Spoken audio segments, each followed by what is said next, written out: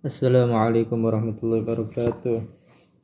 Bismillahirrahmanirrahim. Alhamdulillahirabbil alamin. Wassalatu wassalamu ala asyrafil anbiya wal mursalin sayyidina maulana Muhammadin wa ala alihi wa sahbihi ajma'in. Subhanaka la ilma lana illa ma 'allamtana innaka antal alimul hakim. Rabbi shrah li sadri wa yassir li amri wahlul 'uqdatam min lisani yafqahu qawli. Subhanallah, alhamdulillah, la ilaha illallah, Allahu akbar, wa la haula wa la quwwata illa billahil aliyyil azim. Wa kulli harfin kutiba yuktaba bidal abid wa darat tahirin qalal mu'allif al-imam Izzuddin bin Abdussalam rahimahullahu ta'ala wa nafa'ana bihi wa ba'alamihi biddarin amin. Pemirsa Alamin History yang dirahmati oleh Allah subhanahu wa ta'ala, semoga kita diberikan kekuatan dan taufik untuk bisa menyempurnakan puasa di dalam bulan Ramadan kali ini insyaallah ta'ala. Melanjutkan pembahasan kita dalam kitab Maqasid As-Shaum yang dikarang oleh Al-Imam Al-Aiz bin Abdussalam, dan kita sekarang sampai di halaman 15, yaitu fasal yang keempat tentang fima yujtanab fihi, tentang hal-hal yang dilarang di saat puasa. Wa huwa anwa'un. Di sini ada beberapa hal yang dilarang dan untuk dijauhi, ya. Tidak haram, cuman dijauhi. Ada beberapa hal di sini. Yang pertama, wa huwa anwa ahaduha al-wisalu. Menyambung. Jadi wisal itu menyambung dua puasa tanpa berbuka, tanpa memakan atau meminum suatu apapun. Jadi misal pada tadi ya siang hari Senin dia puasa, ketika sudah maghrib dia tidak makan suatu apapun atau tidak minum suatu apapun hingga sampai subuh, kemudian melanjutkan puasa setelahnya, yaitu namanya wisol. Jadi tidak memakan suatu apapun. Qala Abu Hurairah radhiyallahu anhu, berkata sahabat Abu Hurairah. Abu Hurairah ini nama aslinya adalah Abdurrahman bin Sakhrin, ya. Dan beliau dijuluki dengan Abu Hurairah karena suka membawa kucing, ya, dan suka bermain-main dengan kucing. Dan Hurairah ini tasgir dari kalimat hirrun, ya, hirrun. Jadi beliau terkenal dengan lengan bajunya yang lebar juga, ya. Jadi kadang kucing itu disimpan di lengannya. Beliau termasuk orang yang banyak meriwayatkan hadis, akan tetapi beliau ini masuk Islamnya di akhir hayat Rasulullah, jadi sekitar tahun 8 Hijriah setelah Fathu Makkah. Akan tetapi beliau termasuk orang yang paling banyak meriwayatkan hadis, ya, lebih dari 5.000 hadis beliau riwayatkan. Nah, Rasulullah SAW anil wisal. Rasulullah mencegah atau melarang seseorang untuk melakukan wisal, yaitu menyambung satu puasa dengan puasa yang lain. Wa qala rajulun minal muslimin fa innaka ya Rasulullah tuwasil. Kemudian berkata salah satu dari orang muslim, tapi aku melihat engkau wahai Rasul tuwasil, kamu itu melaksanakan wisal, melaksanakan puasa wisal. Qala Rasulullah sallallahu alaihi wasallam wa ayyukum mithli. Kamu itu bukan seperti aku, ya. Ini dari segi sifatnya, ya, sifat, kemudian apa yang diberikan oleh Allah berupa anugerah dan lain sebagainya. Akan tetapi kalau sifat manusia membutuhkan makan, minum, kemudian qada'il hajah, pergi ke pasar dan lain sebagainya, itu sama. Tapi dalam hal sifat tentunya berbeda, ya. Ya, basyarun lakal basar. Nabi Muhammad itu basyarun lakal basar. Manusia tapi tidak seperti manusia yang lain. Ini abitu yut'imuni rabbi wa yaskini. Ya, kamu itu enggak sama aku. Aku ini tidur, tapi dalam keadaan aku tidur Allah itu memberi aku makan. Wa yaskini, dan memberi aku minum, sehingga aku ini kuat meskipun tidak makan dan minum. Falamma abau ayantahu anil wisal. Ketika mereka enggan untuk tidak melaksanakan wisal, jadi pengen tetap, ya, melaksanakan wisal, karena sahabat itu ingin melaksanakan semua sunnah-sunnah yang dilakukan oleh Nabi. Ya, jadi apapun pekerjaan yang dilakukan Nabi ataupun yang ditinggalkan oleh Nabi, maka sahabat itu ingin melaksanakannya. Falamma abu ayantahu al-wisal wa shalla bihim yawman tsumma yawman. Nabi Muhammad mengetahui bahwasanya sahabat itu ada yang pengen tetap meniru wisolnya Nabi, puasanya yang seperti Nabi itu, menyambung satu puasa dengan puasa yang lain. Akhirnya Nabi Muhammad berpuasa wisol bersama dengan mereka. Kemudian mereka itu ikut, ya, akhirnya ikut puasa wisol juga bersama Nabi. Ini di suatu saat. Tsumma ra'au hilal. Kemudian mereka itu melihat hilal Syawal maksudnya, ya. Jadi ini kejadiannya di akhir-akhir bulan Ramadan. Kemudian mereka melihat hilal, faqala lau ta'akhkharal hilal lazidtukum. Kalau seandainya hilal itu terlambat muncul, ya. Tentunya kalau terlambat muncul bisa jadi besok harinya atau malam harinya, karena hilal itu terlihat ketika malam hari, ya. Kalender Hijriah itu dimulai dari malam hari.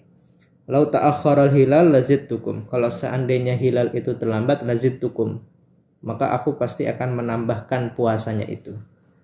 Ya, ini maksudnya merupakan syafaqah, ya, rasa sayang, rasa rahmat kepada Nabi, ya, karena Nabi itu tidak ingin memperberat mereka, ya. Karena Nabi tahu, ya, tubuhnya Nabi sama tubuhnya sahabat beda, dan seperti itu. Nabi mendapat penjagaan langsung. Nabi itu termasuk maksum, ya, yang mendapat penjagaan langsung dari Allah, baik itu, ya, yang kaitannya sama fisik ataupun yang kaitannya dengan batin. Nah, jadi beliau sempat mengatakan kalau seandainya hilal itu terlambat muncul, maka aku akan wisolkan lagi, ya. Jadi bisa jadi 3 hari, 4 hari, 5 hari atau sampai seterusnya beliau akan terus melaksanakan wisol, dan itu pasti akan memberatkan para sahabat untuk melaksanakan itu. Kal munakil lahum hina abau ayantahu, ya. Perkataan ini diucapkan oleh Rasul sebagai peringatan, ya, untuk mereka yang enggan untuk tidak melaksanakan wisol itu. Jadi mereka tetap melaksanakan wisol, akhirnya ditegur, ya, dengan ucapan, coba kalau seandainya hilal itu terlambat muncul, aku pasti akan tambah lagi dan kalian pasti tidak mampu, ya, seperti itu. Wa innama naha 'anil wisal lima fihi min idha'afil quwa wa ithmaril ajsad min ghairi ibadah. Nabi itu melarang seseorang melaksanakan wisol karena di situ terdapat idha'aful quwa, melemahkan kekuatan seseorang, wa ithmaril ajsad min ghairi ibadah, akhirnya melemahkan badan juga, ya. Akhirnya dia tidak melaksanakan ibadah-ibadah yang lain karena dilemahkan dengan adanya wisol tadi, sehingga merasa berat ketika melaksanakan ibadah-ibadah yang lain. Takutnya ketika melaksanakan wisol, hal-hal yang wajib yang lain tidak dikerjakan, sholatnya tidak dikerjakan, dan itu tidak dibenarkan, ya. Jadi bukan berarti orang yang melaksanakan puasa sholatnya ditolerir, bukan seperti itu, ya. Jadi semuanya itu sama-sama wajib dan harus dikerjakan. Karena banyak dari sebagian seorang itu menganggap ada keringanan, ya, sholatnya atau hal-hal yang wajib yang lain. Tidak, ya, itu sama-sama wajib dan harus dikerjakan. Wa amar Rasul sallallahu alaihi wasallam in kana akluhu wa syurbuhu 'inda rabbih haqiqatan fa innahu lam yuwasil. Ya, adapun Rasul, ya, meskipun makan dan minumnya itu Allah sendiri yang ngurusi secara hakiki, ya. Ya, karena kadang Nabi tidak makan. Fa innahu lam yuwasil, tapi Nabi itu tidak yuwasil, tidak menyambung, ya, satu puasa ke puasa yang lain. Wa in abbara bil akli wasyurbi an quwwatil unsi billah wasurur bi qurbihi faqad kama dzalika maqamal akl wasyurbi fi in ashiquwahu bal huwa ablagu minat ta'ami wasyarab, ya. Jika diibaratkan dengan makan dan minum, ya, karena kuatnya rasa senang, rasa nyaman dengan Allah, wasurur, biqurbihi. Ya, jadi Nabi itu tidak makan, tidak minum karena di situ ada hal yang lain, ya, yang mana Nabi itu dapat merasakan kenyamanan dan kesenangan kepada Allah Subhanahu wa taala. Kalau kita kan kalau nggak makan kan nggak punya kekuatan, otomatis ibadahnya berkurang. Tapi kalau Nabi Muhammad tidak seperti itu, ya, tidak seperti itu. Dia malah tanpa makan dan minum itu sudah merasakan kenyamanan bersama Allah, karena tidak ada satu detik pun Nabi Muhammad itu lalai dari Allah Subhanahu wa taala. Dan pasti setiap detiknya mengingat Allah. Faqad qama dzalika maqamal aqli wasyurbi. Nah, jadi rasa ingatnya Nabi kepada Allah Subhanahu wa taala, yang mana beliau tidak makan dan minum, itu sebenarnya asupan makanan minumnya. Jadi mungkin kalau kita, ya, rasa kenyangnya kita, rasa lepas dahaganya kita dengan memakan makanan atau meminum minuman. Tetapi rasa kenyangnya Rasulullah itu secara hakiki bukan seperti itu, akan tetapi dengan merasakan dekat kepada Allah, dengan merasakan kenyamanan bersama Allah Subhanahu wa taala. Makanya dikatakan waju'ilat qurratu aini fis shalah, dan dijadikan rasa senangku, rasa nyamanku itu ketika berada di dalam sholat. Nah, ini beda, ya, beda seperti orang-orang yang lain. Bal huwa ablagu minat ta'ami wasyarab. Bahkan di sini dikatakan ketika beliau, ya, bermunajat kepada Allah, beribadah kepada Allah, itu malah lebih mengenyangkan daripada makanan dan minuman. Jadi jangan disamakan sama kita, ya. Karena meskipun beliau tidak makan dan minum, tetapi hakikatnya Allah yang ngasih makan dan minum. Wa qad sumtu an ladzati dahri kulliha wa yawma liqaukum dzaka fitrus yam. Dikatakan oleh seorang syair, ya, penyair, aku telah berpuasa dari kelezatan masaku, dari kelezatan tahun-tahun yang aku hidup di situ. Wa yawma liqaukum dzaka fitrus yam. Dan ketika aku bertemu dengan engkau, ya Allah, itu adalah waktu berbukaku. Ya, jadi selama dia di dalam kehidupan, dia menahan dari hal-hal yang selain Allah. Dan di sini sebagai majas, ya. Ya, makanya puasa itu ada beberapa tingkatan. Kalau puasanya kita orang, ya, orang yang awam, orang yang ketakwaannya masih rendah, itu puasanya hanya untuk menahan makan dan minum saja dan hal-hal yang membatalkan puasa. Itu namanya saumul awam, puasanya orang awam, ya. Kemudian ada juga saumul khawas, puasanya orang yang khusus, ya, orang yang khusus, tidak awam, dia tingkatannya lebih tinggi lagi, yaitu ketika dia puasa dari hal-hal yang berbau maksiat. Jadi tidak hanya dia menahan makan dan minum, ya, karena banyak dari kita orang yang mana ketika berpuasa menahan makan minum tapi maksiat yang lain tetap jalan, ya. Terkadang seperti itu, melihat hal-hal yang tidak haram, melihat hal-hal yang haram, atau melakukan hal-hal yang menggugurkan pahala puasa. Nah, itu puasanya orang awam. Ada juga tadi yang kedua adalah puasanya orang khawas, orang yang khusus, ya, di mana selain dia menahan makan dan minum, dia juga menahan dari hal-hal yang berbau maksiat. Ya, kemudian puasa yang lebih tinggi lagi, khawasul khawas, tingkatan yang paling tinggi lagi ketika dia berpuasa dari selain Allah Subhanahu wa taala. Jadi pokoknya hal-hal yang selain Allah itu dianggap tidak ada. Dia hanya bergantung kepada Allah, tidak bergantung kepada manusia. Semua itu dikembalikan kepada Allah. Jika ada hal yang terjadi kepada dia, kejadian, bala, semuanya dikembalikan kepada Allah Subhanahu wa taala dan tidak menyalahkan siapapun. Dan menganggapnya ini adalah sudah takdir, ya. Walaqad wajadtu ladzadahu laka fil hasya laysat limakulin wala masyrubin, ya. Aku telah menemukan keladatannya yang ada pada dirimu fil hasya, di dalam hati ini, laysat limakulin wala masyrubin, tapi rasa itu bukan sebab makanan dan minuman, akan tetapi rasa nyaman saat beribadah, saat bermunajat, saat berzikir kepada Allah Subhanahu wa taala. Nah, itu yang pertama. Hal-hal yang dijauhi ketika saat puasa. Kemudian yang kedua al-qublah, ya, berciuman. Qalat Aisyah radhiyallahu anha, berkata Sayyidatuna Aisyah radhiyallahu taala, karena Rasulullah sallallahu alaihi wasallam yuqabbil wa huwa shaim. Pernah suatu saat Rasulullah itu mencium, ya, istrinya wa huwa shaim, dalam keadaan puasa. Wa yubashir wa huwa shaim, kemudian menyentuh tangan istrinya dalam keadaan puasa. Walakinnahu amlakukum li arabihi, akan tetapi beliau itu adalah orang yang paling bisa menahan anggota tubuhnya. Ya, jadi di sini hadis, ya, disebutkan bahwasanya pernah Nabi di saat puasa itu pernah mencium istrinya atau memegang kulit, ya, istrinya. Berarti ini diperbolehkan.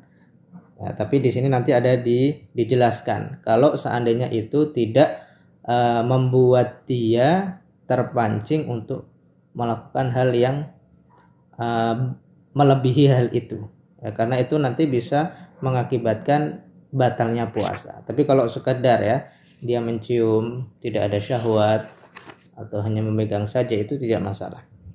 Faman kana syaikhan ya'manu ala nafsihi min tahriki syahwati wa ifsadi shaumi fala ba'sa biha. Kalau misal ada orang yang sudah tua dan dia merasa aman kepada dirinya, ya, atas bergejolaknya syahwat, ya, ketika mencium atau menyentuh, ya, istrinya, dan aman dari rusaknya puasanya, batalnya puasanya, fala ba'sa biha, maka hal itu tidak masalah. Ini boleh.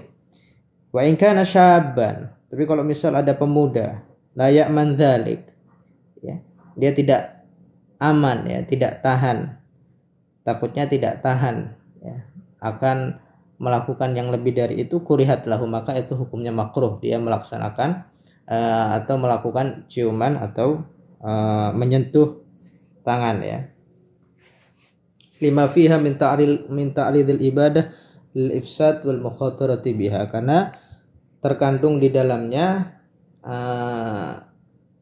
kerawanan untuk rusaknya ibadahnya itu. Jadi rawan untuk ibadahnya itu batal, puasanya itu batal. Nah, jadi dihindari, ya, meskipun boleh, ya, boleh, tidak haram, tidak sampai membatalkan puasa. Itu yang kedua. Kemudian ats-tsalits al-hijamah, cantuk, ya, bekam. Sahha anna Rasulullah sallallahu alaihi wasallam ihtajama wa huwa shaim. Ya, pernah juga diriwayatkan, ya, di dalam kitab Bukhari, dibenarkan bahwa Rasulullah sallallahu alaihi wasallam itu pernah berbekam dalam keadaan puasa.